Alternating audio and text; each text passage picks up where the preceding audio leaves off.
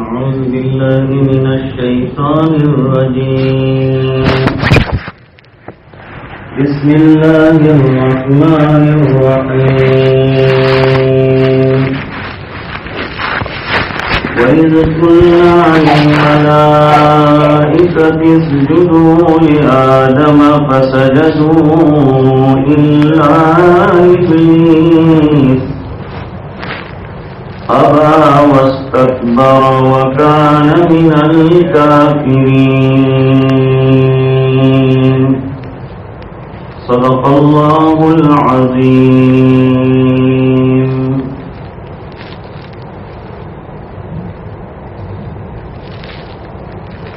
اس سے پہلے ہفتے میں حضرت آدم علیہ السلام کو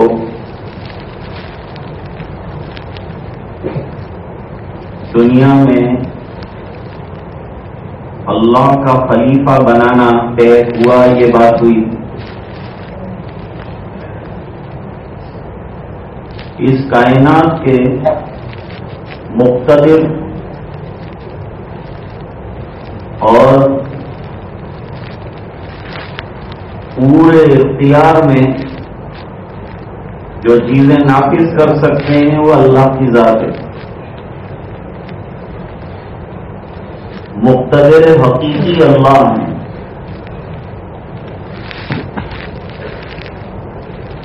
اور قرآن کریم کی آیات بھی اس پر دلالت کرتی ہیں. ان الحکم الا للہ، حکم جو چلتا ہے تو صرف اللہ کا چلتا ہے. دوسری جگہ فرمایا لہو ملک السماوات والارض، آسمانوں اور زمینوں کی حکومت اور سلطنت اللہ کے ہاتھ میں. کہیں یوں فرمایا الا لہ الخلق والامر، خلق اور امر دونوں اللہ کے ہیں. پھر اللہ جل شانہ نے اپنے اختیار سے بندوں میں سے جن کو چاہا ان کو نبی بنایا اور اپنا نائب بنایا. زمین میں ان کو حکومت بھی دی اور ان کو نبوت بھی دی. یہ انبیاء کرام اللہ سے براہ راست منشا معلوم کرتے تھے اور پھر دنیا میں اس کو نافذ کرتے تھے.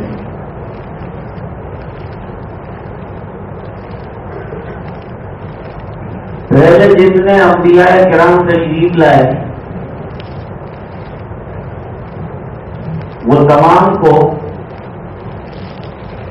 نبوت سے سرفراز کیا تھا اور بعضوں کو سیاست اور حکومت بھی دی تھی. لیکن یہ ان کے علاقے تک محدود تھا. ان کی نبوت اور ان کی حکومت پورے عالم پر نہیں رہی، علاقوں پر رہی. جیسے حضرت ابراہیم علیہ السلام، جیسے حضرت اسماعیل علیہ السلام، جیسے حضرت اسحاق، جیسے حضرت لوط علیہ السلام. یہ تمام اپنے اپنے علاقوں کے لیے آئے. یہاں تک کہ حضرت عیسیٰ علیہ السلام نے بھی یہ بات فرمائی کہ میں بنی اسرائیل کی بتر شدہ بھیڑوں کو جمع کرنے کے لیے آیا ہوں. معلوم ہوا کہ ان کا سلسلہ علاقائی رہا اور ان کی نبوت اور ان کی حکومت علاقوں میں محدود رہی. اس کے بعد سب سے اخیر میں ہمارے آقا جناب رسول اللہ صلی اللہ علیہ وسلم تشریف لائے. سرکار کو اللہ تعالیٰ نے کچھ خصوصیات عطا فرمائی، کچھ خوبیاں اور کچھ کمالات دیے. یہ ایسے کمالات ہیں جو اور انبیاء کرام کو نہیں ملے. پہلے ہی آپ نے اعلان کیا، یا ایھا الناس، اے لوگو، انی رسول اللہ الیکم جمیعا، میں تم تمام کے لیے یعنی پوری کائنات کے لیے آیا ہوں. بعثت الی الاسود والاحمر، مجھے کالے کیا سفید کیا سب کی طرف مبعوث کیا گیا ہے. انسان کیا جنات کیا مجھے سب کی طرف مبعوث کیا گیا ہے. تو آپ عالمی نبی ہیں، جس کو ہندی زبان میں کہتے ہیں جگت گرو ہیں. آپ کی بعثت عالمی ہے، پورے عالم کے لیے آپ کو رسول اور نبی بنا کے بھیجا ہے. سرکار کی دوسری خصوصیت یہ ہے کہ آپ پر نبوت کے سلسلے کو مکمل کر دیا ہے.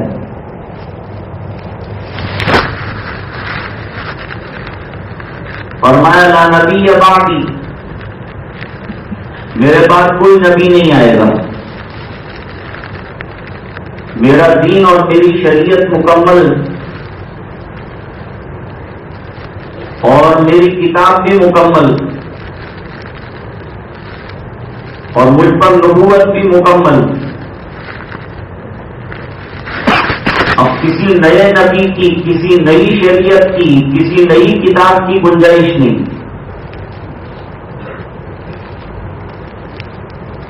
تیسری خصوصیت یہ ہے کہ پہلے انبیاء کرام جو آتے تھے ان کی تعلیمات ایک حد تک چلتی تھی، پھر اس میں تحریف ہونا شروع ہو جاتی تھی. پھر زمانے کی طوالت کے ساتھ اس میں تبدیلیاں آ جاتی تھیں.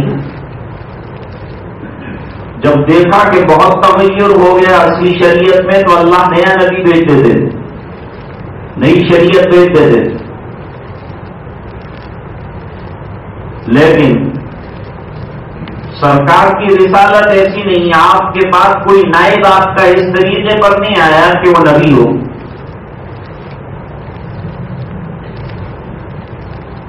آپ پر نبوت کے سلسلے کو ایسا مکمل کیا کہ کوئی اور نبی نہیں آئے گا.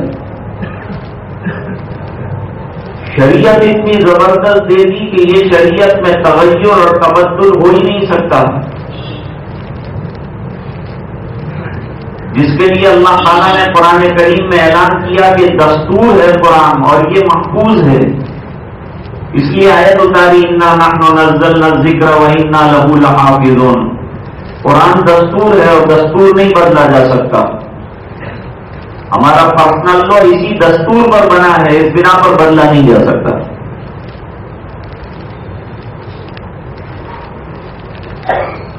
اب فرمایا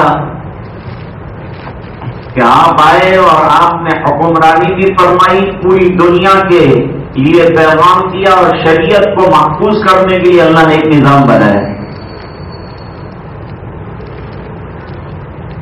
تو قیامت تک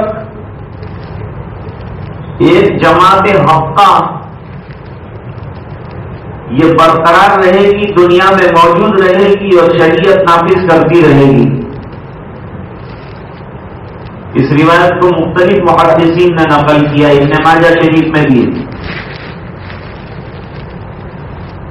لا تزال طائفۃ من امتی قوامۃ علی امر اللہ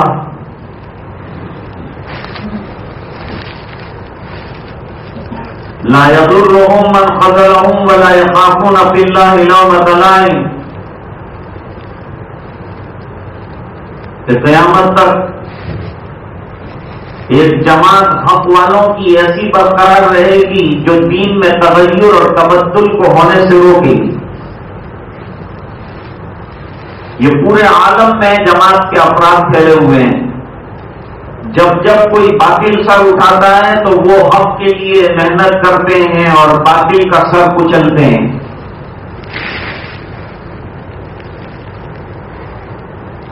تو سرکار کی خصوصیات کیا رہی؟ ایک خصوصیت یہ ہے کہ بعثت الی کافۃ الناس جمیعا، مجھے پورے عالم کا نبی بنا کر بھیجا گیا ہے. نمبر 2، میری شریعت اور میرا دستور تغیر سے اور تبدل سے محفوظ ہے. نمبر 3، مجھ پر سلسلہ نبوت کو مکمل کیا گیا اور میرے بعد اب کوئی نبی نہیں آئے گا.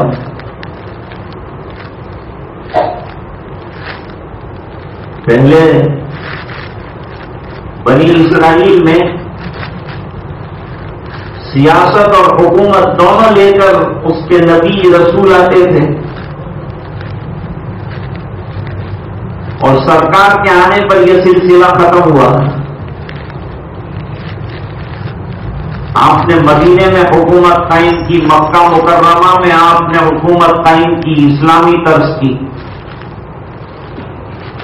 اور فرمایا میرے دنیا سے جانے کے بعد خلفاء آئیں گے.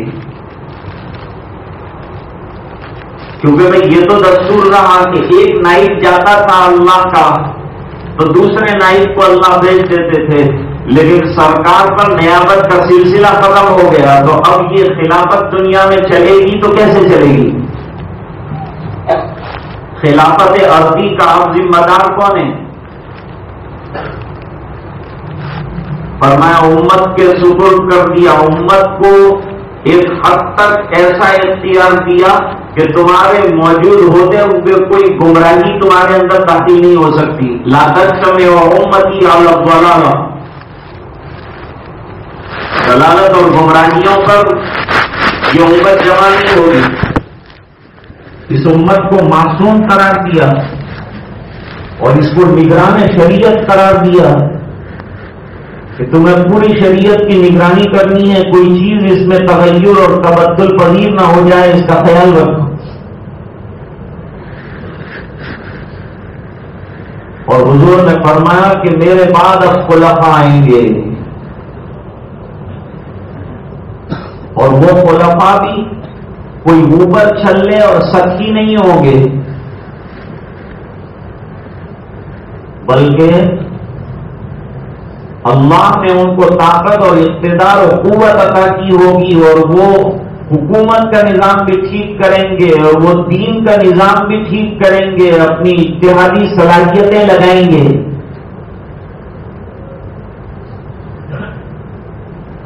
اس لیے فرمایا سرکار نے علیکم بسنتی و سنت الخلفاء الراشدین المہدیین عضوا علیہا بالنواجذ. پھر یہ خلافت کا سلسلہ حضرت علی کرم اللہ وجہہ تک چلا اور بہت بہترین طریقے پر چلا. اس کے بعد عمارتوں کا سلسلہ شروع ہوا، امیر بنائے جاتے تھے علاقوں کے اعتبار سے. اب دنیا میں جو نظام چلے گا وہ عمارت کے اعتبار سے چلے گا. اب امیر ہوں گے اور وہ معاملے جو ہیں مشوروں سے طے کریں گے. یہی اب دنیا کا نظام ہے. ایک سوال کا اصل میں یہ جواب دیا میں نے. سوال یہ تھا کہ پہلے اللہ تعالیٰ ایک نائب جاتا تھا تو دوسرا بھیج دیتے تھے، لیکن سرکار کے بعد تو کوئی نائب ہے نہیں. فرمایا پوری امت سرکار کی نائب قرار دے دی گئی، اور اس سے پہلے خلفاء راشدین کا سلسلہ، پھر عمرا کا سلسلہ، پھر دین کا نظام دیکھ ریکھ رکھنے کی ذمہ داری امت کو دے دی، اور فرمایا تم گمراہیوں کے اوپر جمع نہیں ہوں گے. امت کو یہ درجہ دیا جیسے کہ سابق میں انبیاء کرام کے درجے ہوتے تھے اس طرح سے علماء کا درجہ محمد الرسول اللہ صلی اللہ علیہ وسلم کی امت میں رہا، علماء الامتی کانبیاء بنی اسرائیل. یہ حدیث آئی، اس پر کوئی اعتراض نہیں. علماء امتی پہ اعتراض ہے، اس پر کوئی اعتراض نہیں جو میں نے پڑھی. بہرحال الفاظ کے اعتبار سے ہو سکتا ہے کہ اس میں کلام کیا جائے، لیکن معنی کے اعتبار سے کوئی کلام نہیں ہو سکتا اس میں. کہ انبیاء کرام کو جو درجہ پہلی امتوں میں حاصل رہا، اس امت میں علماء کو یہ اقتدار اور یہ درجہ اللہ تعالیٰ نے اجتہاد وغیرہ کا عطا فرمایا. تو یہ سلسلہ عمارت کا اور شورا کا اور مشوروں کا ابھی تک چل رہا ہے، اور اسی سے یہ دنیا کا فی الحال نظام قائم ہے. اور دین کا نظام قائم رکھنے کے لیے ایک طرف امت ہے تو دوسری طرف اللہ تعالیٰ نے ایک طائفہ اور ایک بڑی جماعت رکھی ہے جو پوری دنیا میں نظر رکھتی ہے کہ کہاں باطل سر اٹھاتا ہے اس کا سر کچلا جائے. تو یہ نیابت و خلافت کا سلسلہ اب امت میں یوں جاری ہے. اب آگے اللہ تعالیٰ فرماتے ہیں کہ برتری جنات پر اور برتری ملائکہ پر، فرشتوں پر اللہ تعالیٰ نے قائم فرما دی حجتوں کے ذریعے سے. اب یہ حجت کام کرنے کے لیے دلیل مکمل آ جائے سامنے، اس کے لیے اور دنیا کو یہ باور کرایا جائے کہ اب جو ہم نے حضرت انسان کو بنایا ہے یہ سب کا مخدوم ہوگا، اور اس میں وہ صلاحیتیں اور وہ قوتیں رکھی ہیں جو فرشتوں میں بھی نہیں پائی جاتی اور جنات میں بھی نہیں پائی جاتی. جنات ناری مخلوق ہیں، فرشتے نوری مخلوق. تو اب یہ سلسلہ یہ برتری دکھانے کے لیے تمام ملائکہ کو حکم دیا کہ حضرت آدم علیہ السلام کے سامنے سجدہ کریں.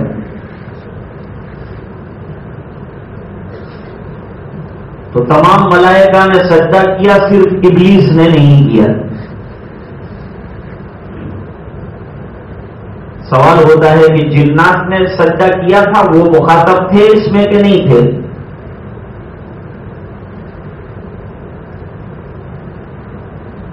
آیات سے اور اس کے استدلال سے علماء نے یہ بتلایا کہ جمیع مخلوقات جو ہیں وہ اللہ کے ایک حکم کے سامنے، حضرت آدم کے سامنے سجدہ دے دیں. تو تمام ذریت اور تمام مخلوق سجدہ ہوئی حضرت آدم علیہ السلام کے سامنے. اب سوال پیدا ہوا کہ آپ لوگ تو نہ کہتے ہیں انسان کے سامنے سجدہ نہیں ہو سکتا، سجدہ صرف اللہ کے لیے. اس کا سادہ سا جواب تو یہ ہے کہ یہ حضرت آدم علیہ السلام کو سجدہ نہیں ہے بلکہ اللہ کے حکم کے سامنے سجدہ ہے.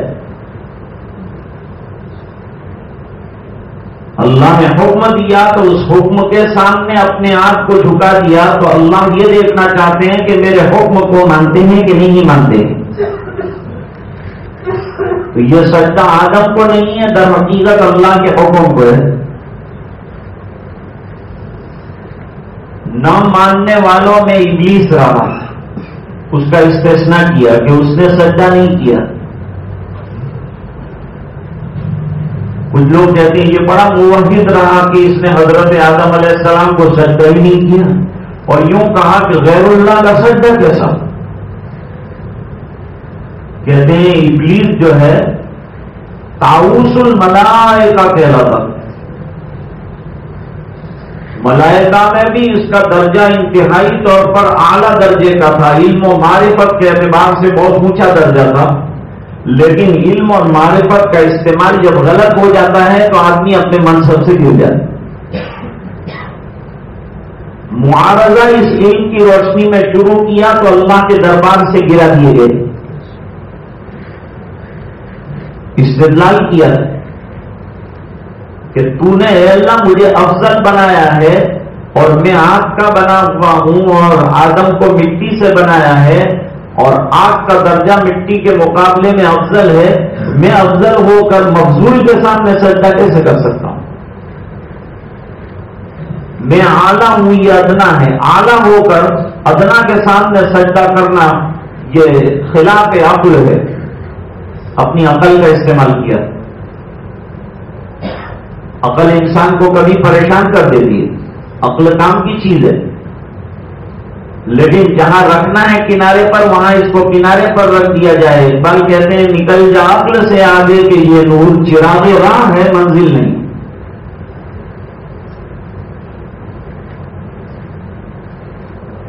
اچھا ہے عشق کے ساتھ رہے پاسبان عقل، لیکن کبھی کبھی اسے تنہا بھی چھوڑ دے۔ اور یوں کہتے ہیں اچھا ہے دل کے ساتھ رہے پاسبان عقل، لیکن کبھی کبھی اسے تنہا بھی چھوڑ دے۔ تو یہاں تنہا چھوڑنا تھا تو عقل کو ساتھ لے کے چلا، نتیجہ یہ ہوا کہ عقلی استدلال نے اللہ کے دربار سے گرا دیا۔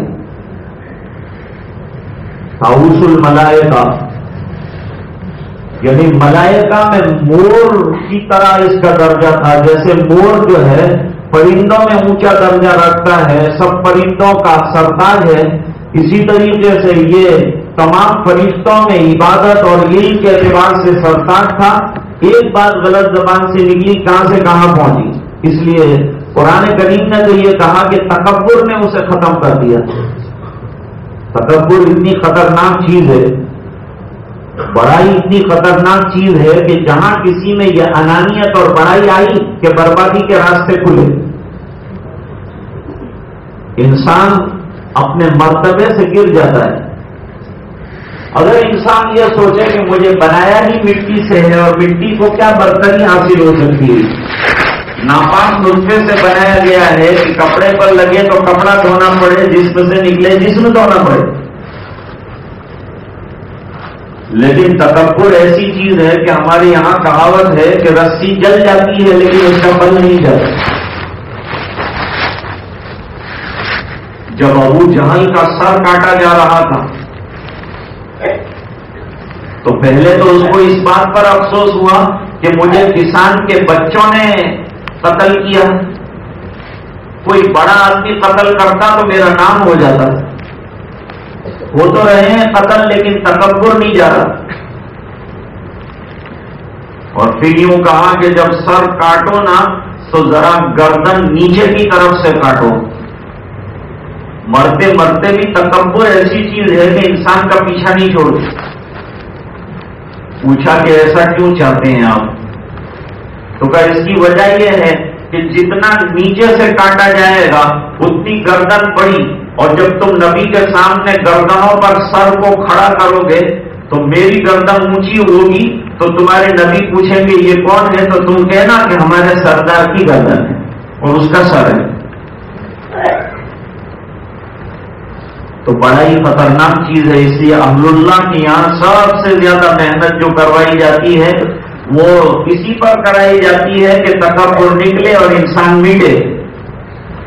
اس راہ کا سب سے بڑا کام جو ہے اپنے آپ کو مٹانا ہے اور اپنے آپ کو ختم کرنا ہے، فنا کا درجہ حاصل کرنا ہے اور فنا کی حیثیت کو بھی فنا کرنا ہے۔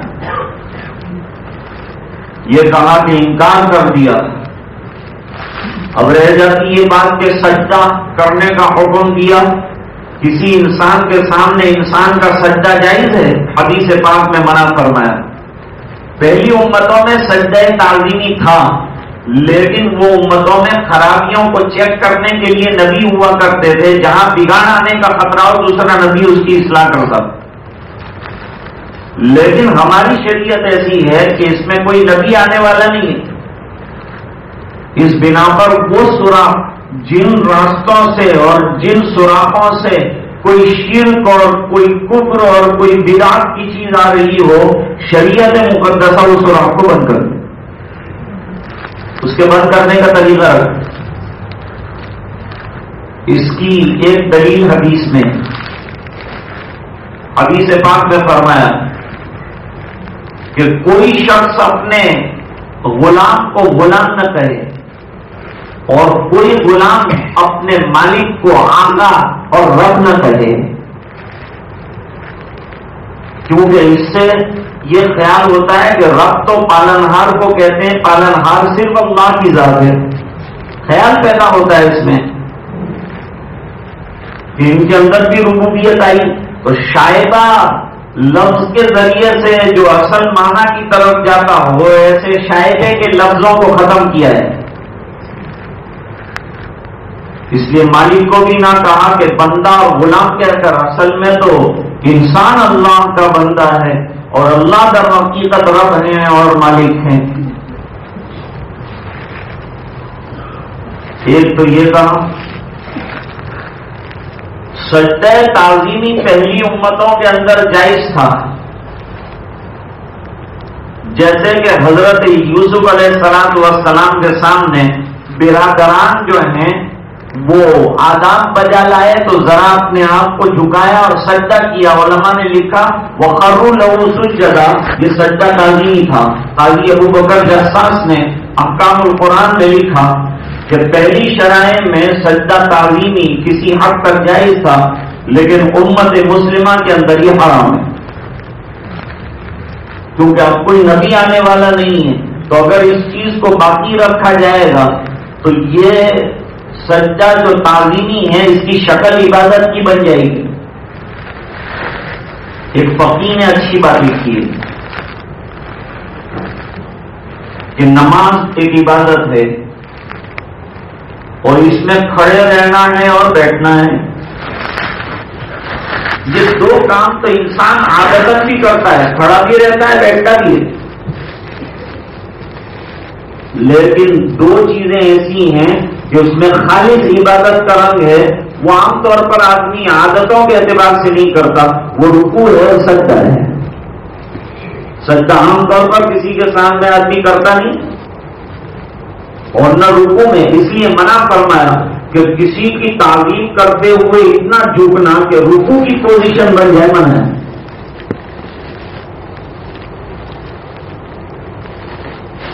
مجدد الفسانی رحمت اللہ علیہ گرفتار ہوئے تھے تو جہانگیر کے دربار میں یہ بات چلی کہ یہ بندہ کسی کے سامنے وہ زمین بوس سلام ہوتا تھا، بادشاہوں کے یہاں خوب جھوک کر کے ان کی تعظیم کرتے تھے۔ مجدد الفسانی نے کہا کہ سجدہ صرف اللہ کے سامنے ہو سکتا ہے، یہ زمین بوس سلام میں نہیں کروں گا۔ زمین بوس سلام یعنی زمین کو چومتے ہوئے سلام کرتے۔ بادشاہ نے کہا ان کو ایسے راستے سے لاؤ اور سامنے ایسی چیزیں بناؤ، کھڑکی ایسی بناؤ کہ ان کو جھک کے داخل ہونا پڑے، وہ جھکیں گے تو رکوع کی پوزیشن ہو جائے گی، تو میرے سامنے جھکنا پایا گیا میں چھوڑ دوں گا۔ جب وہ کھڑکی بنائی گئی محل دربار میں اور مجدد الفسانی رحمت اللہ علیہ کو لے جانے لگے تو اندازہ ہو گیا کہ دربار میں حاضری ہے، تو کہا یہ کھڑکی میں سے داخل ہونا ہے جھک کر۔ اکثر بڑے بڑے جو مزارات ہوتے ہیں اس میں کٹھیرے بنے اور کٹھیروں کے اندر لکڑیوں کی اس طرح سے فٹنگ کی گئی ہے کہ آدمی کو قبر پر جھکے بغیر جو ہے وہاں جا نہیں سکتا ہے۔ کٹھیروں پر انہوں نے جو ہے لکڑیاں لگا دی ہیں کہ آدمی رکوع کی پوزیشن میں وہاں جائے، مت جاؤ، دور کھڑے رہو، سلام پیش کرو، فاتحہ خوانی کرو، لیکن یہ سجدے کی پوزیشن سے بچاؤ اپنے آپ کو۔ جہانگیر کے سامنے کھڑے ہونے کے لیے جھک کر جانا ہے، کہا کھڑکی کھول دو میں جاتا ہوں، اور جب گئے تو پہلے پیر جو ہیں وہ داخل کیے اور لیٹے ہوئے داخل ہوئے، اور پھر جب پورا جسم کھڑکی سے اس طرف چلا گیا تو کھڑے ہو گئے اور السلام علیکم ورحمۃ اللہ وبرکاتہ۔ گردن نہ جھکی جس کی جہانگیر کے آگے، اللہ نے پر وقت کیا جس کو خبردار۔ ارے بھائی آپ پیروں کے بل کیوں آئے ہیں؟ لوگ آتے ہیں تو سر کے بل آتے ہیں، داخل ہوتے ہیں تو سر کے بل داخل ہوتے ہیں، آپ پیر کے بل داخل ہوئے۔ جواب دیا کہ آپ چونکہ سامنے تشریف فرما تھے، اور اگر میں سر کے بل آتا ہوں تو رکوع اور سجدے کی پوزیشن ہوتی ہے، اور سجدہ غیر اللہ کے لیے ناجائز اور حرام ہے۔ پیر آپ کو دکھا سکتا ہوں، سر نہیں دے سکتا، سر کٹ تو سکتا ہے لیکن غیر اللہ کے سامنے جھک نہیں سکتا۔ اس بنا پر میں اس طرح سے داخل ہوا۔ اقبال نے اس کو نوٹ کیا اور اس پر شعر لکھا۔ ایک روایت ہے جس کو 20 سے زیادہ صحابہ کرام نے نقل کیا ہے۔ تدریب الراوی میں لکھا ہے 10 سے زیادہ صحابہ کسی روایت کو نقل کریں تو وہ روایت تواتر کے درجے کی ہو جاتی ہے۔ یہاں تو 20 صحابہ کرام نے روایت کیا ہے۔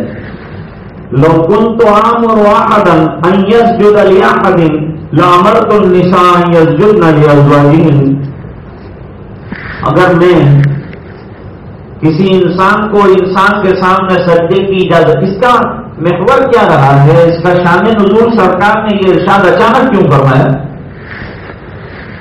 اس پر علماء نے لکھا ہے کہ قیصر و کسریٰ کے دربار سے ہو کر جو صحابہ کرام آئے تھے اور سلاطین عالم کے دربار جن صحابہ کرام نے دیکھے تھے انہوں نے درخواست کی، اور درخواست یہ کی تھی کہ سرکار ہم ایسے ایسے سلاطین کے دربار میں پہنچے ہیں اور وہاں ان لوگوں کے سامنے لوگ سجدے تعظیمی میں اپنی پیشانی جو ہے بادشاہ کے پیر کے پاس رکھ دیتے ہیں اور باقاعدہ سجدہ کرتے ہیں، تو ہم کو بھی اجازت ملے، ہم تو انتہائی تعظیم کرتے ہیں اور آپ سے عشق رکھتے ہیں، لہذا ہمیں بھی اجازت ملے کہ ہم بھی اس طرح سے سر جھکائیں آپ کے سامنے، سجدہ بجا لائیں آپ کے سامنے، سجدہ تعظیمی کریں آپ کے سامنے۔ سرکار نے اس موقع پر یہ ارشاد فرمایا، میں اگر کسی انسان کو کسی انسان کے سامنے سجدے کی اجازت دیتا تو بیویوں کو حکم دیتا کہ وہ شوہروں کے سامنے سجدہ ریز ہوں،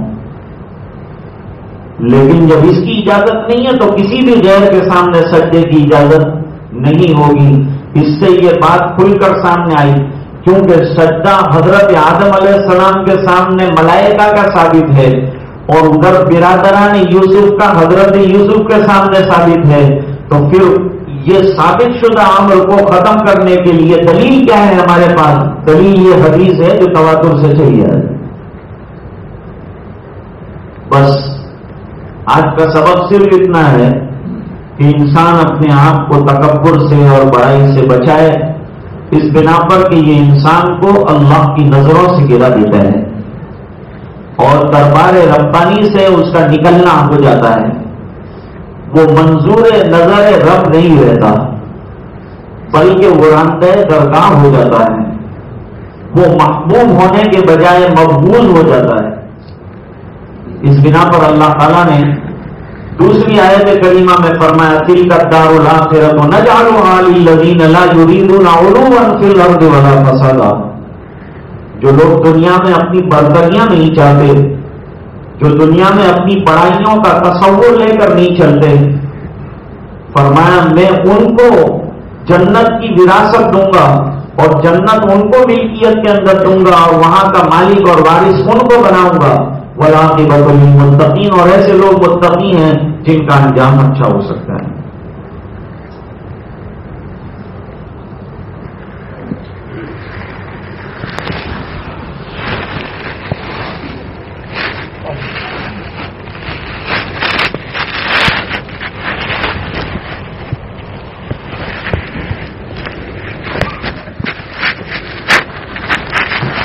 اکرم بھائی کی والدہ فرزانہ پٹیل ICU میں ہیں، دعا کی گزارش۔ درود پاک پڑھیں۔ اللهم صل على سيدنا محمد وعلى آل سيدنا محمد وبارك وسلم۔ آتنا في الدنيا حسنة وفي الآخرة حسنة وقنا عذاب النار، قنا عذاب القبر وقنا عذاب القتل وقنا عذاب الفقر وقنا عذاب الدين، واحشرنا يوم القيامة مع الأبرار۔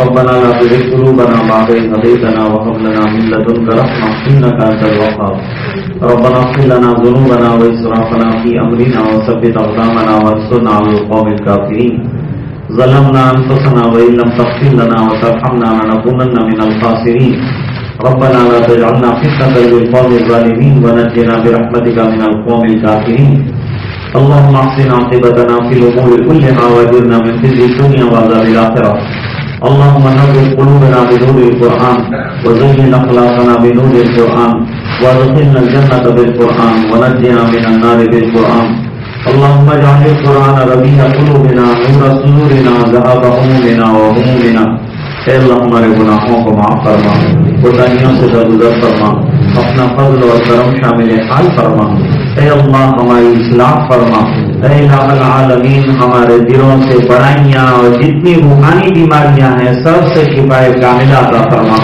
اے الہ العالمین ہمیں تواضع عاجزی انکساری والی زندگی عطا فرما اے اللہ اخلاص عطا فرما اے اللہ الہیت عطا فرما اے الہ العالمین فروتنی والی زندگی نصیب فرما اے اللہ تیری رضا دائمی عطا فرما تو ہم سے راضی اور خوش ہو جا ہمیں اپنا بندہ بنا دے اے اللہ نمازوں کا پابند بنا دے اے اللہ قرآن کریم کی فہم نصیب فرما اس کی تلاوت کا ذوق شوق عطا فرما اور اے اللہ اس کے ایک ایک حرف کا عشق عطا فرما اے اللہ اس کا ادب اور احترام نصیب فرما اے اللہ اس کی عظمت ہمارے سینوں میں جاگزین فرما اے الہ العالمین جو بیمار ہیں انہیں شفا عطا فرما جو پریشان ہیں ان کی پریشانیاں دور فرما جو مقروض ہیں غیر سے قرضوں کے پورا ہونے کی سبیل پیدا فرما اے اللہ جب تک زندہ رکھیں ایمان پر زندہ رکھ جب وقت آخر ہو گلنے والی موت عطا فرما اے اللہ پورے مجمع کی مغفرت فرما اور امت کے ایک ایک فرد کی مغفرت فرما اور دعائیں اپنے فضل و کرم حبیب پاک صلی اللہ علیہ وسلم کے تو خیر منظور فرما برحمتک یا ارحم الراحمین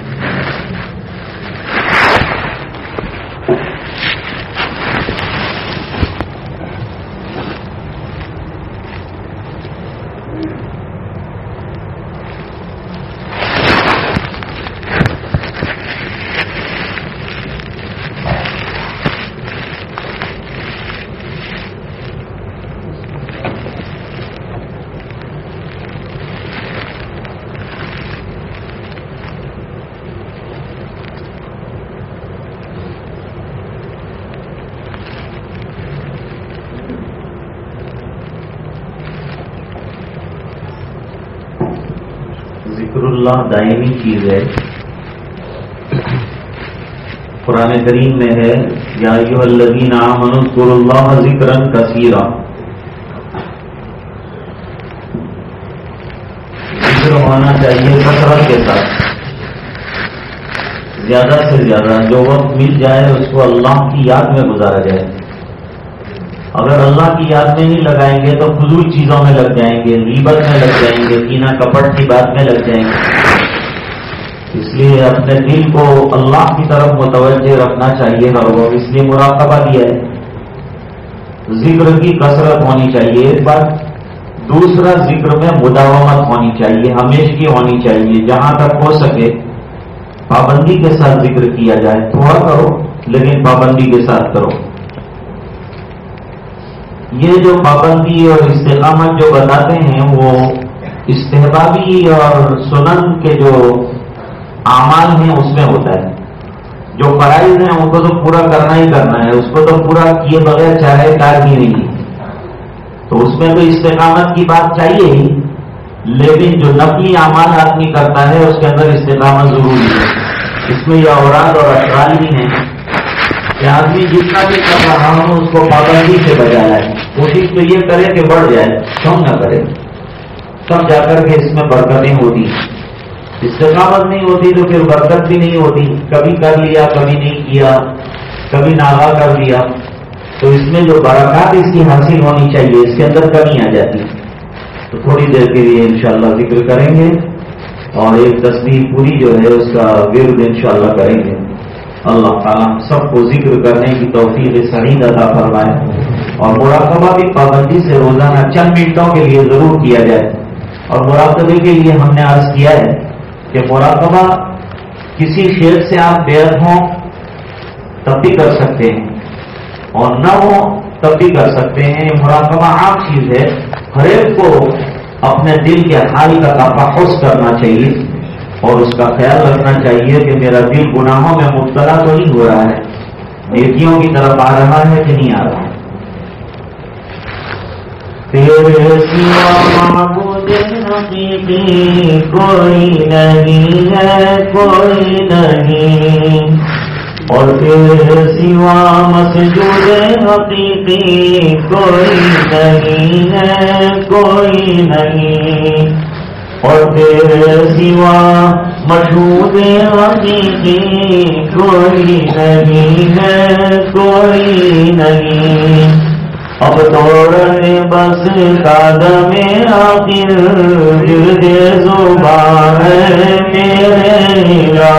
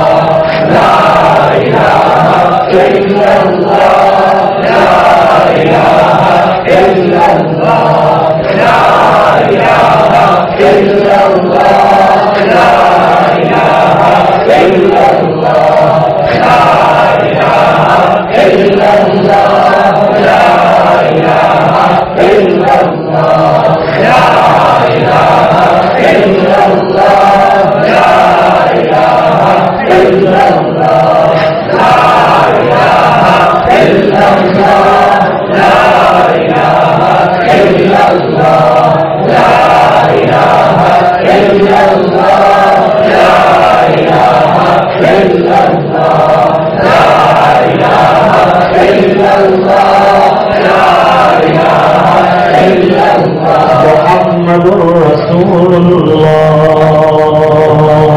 صلی اللہ علیہ وسلم۔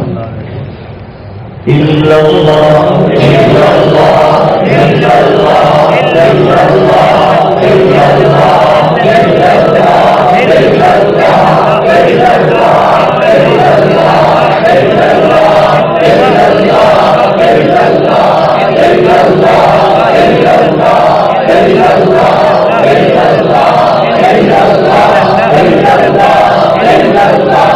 الا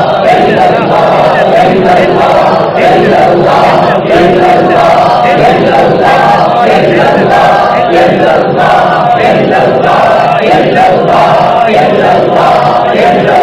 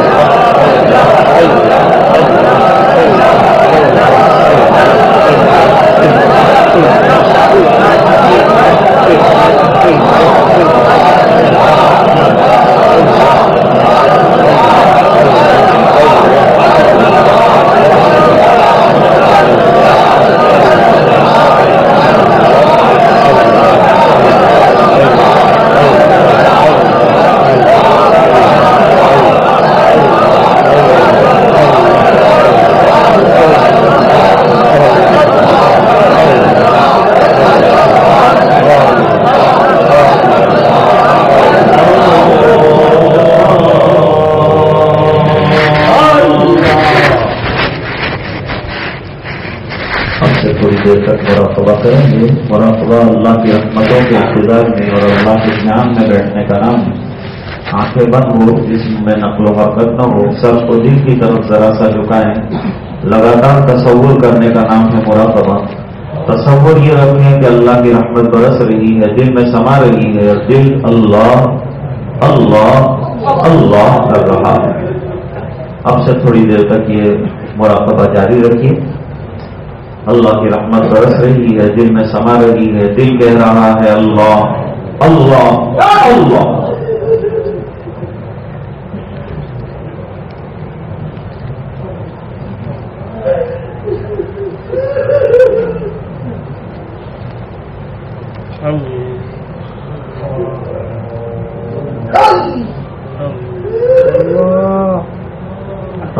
خود دل بیدار بیدار شو بیدار شو بیدار شو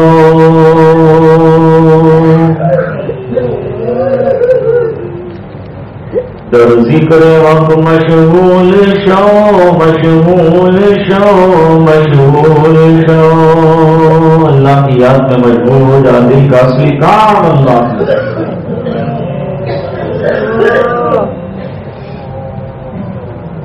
عزیزو دوستو یارو یہ دنیا دار فانی ہے دل سے مت لگاؤ تم لحد میں جا بنانی ہے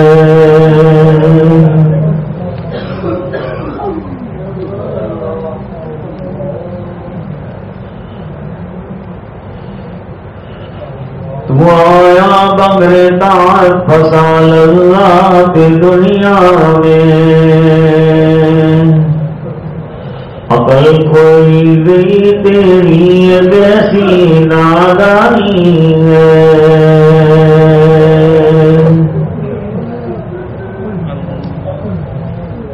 تو روزے رکھ نمازیں پڑھ خدا کو یاد کر ہر دم یہ ہے کہ تجھے ایک دن کام آنی ہے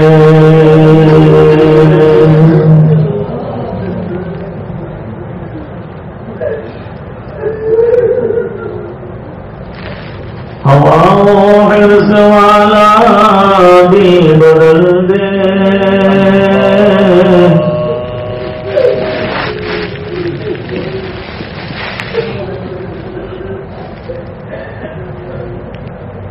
الہی میرا بگڑا دل بدل دے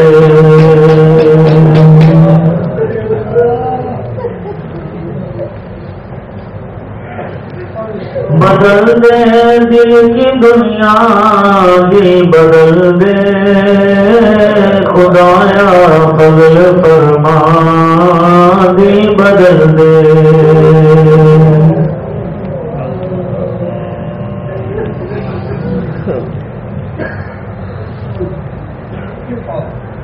گناہگاری میں کب تک عمر کاٹوں بدل دے دل کا رستہ دل بدل دے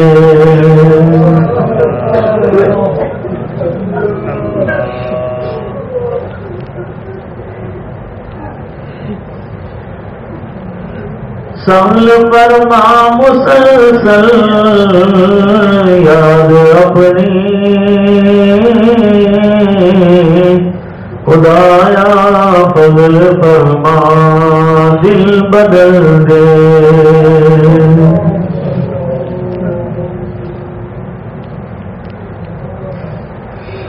ہٹا لوں آنکھ اپنی ماں سوا سے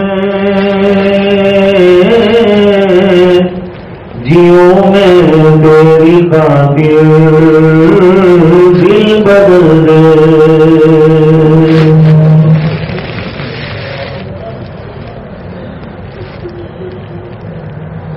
کرو قربان اپنی ساری خوشیاں تو اپنا ماتا کر دل بدل دے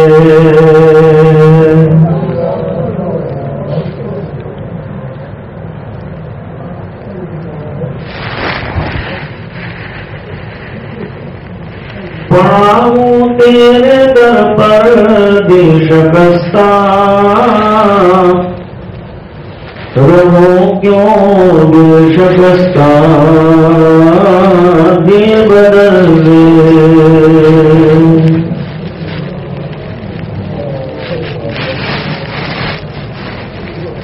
تیرا ہو جاؤں اتنی آرزو ہے بس اتنی ہے تمنا دل بدل دے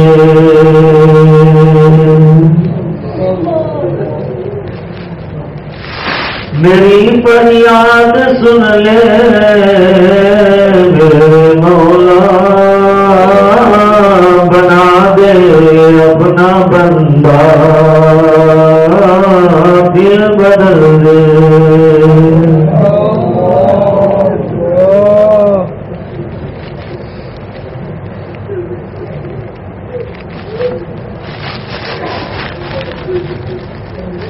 ہو رہی ہے عمر مثل برف کم،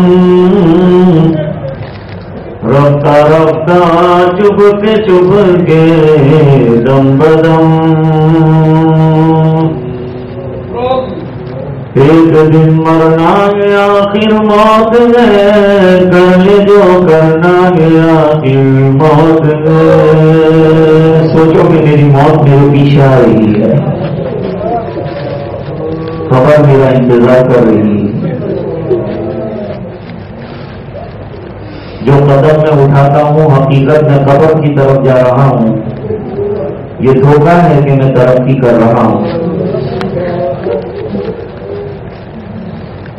آنکھ بند کی ہو تو سوچنا چاہیے کہ کہاں گیا تو آنکھ بند کرنے کا اختیار تھا کر لی، لیکن ایک دن ایسا آئے گا سب اختیار ختم ہو جائیں گے.